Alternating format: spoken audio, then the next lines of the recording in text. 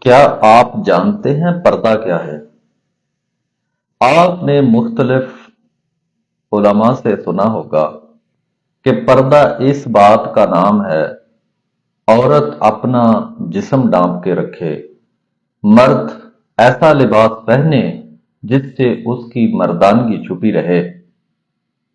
لیکن میرے نزدیک پردہ کیا ہے؟ پردہ یہ ہے کہ آپ غریب کے پاس اپنی دولت کا پردہ رکھیں۔ پردہ یہ ہے کسی بے اولاد کے پاس آپ بیٹھیں تو اپنی اولاد کا پردہ رکھیں۔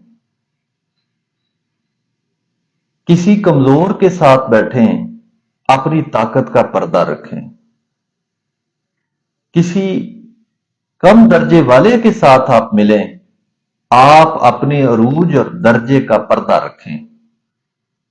کسی کم علم شخص کے ساتھ آپ بیٹھیں تو اس کی کم علمی کا اپنے علم کے ساتھ توازن نہ کریں، بلکہ اس کی کم علمی کا پردہ رکھیں۔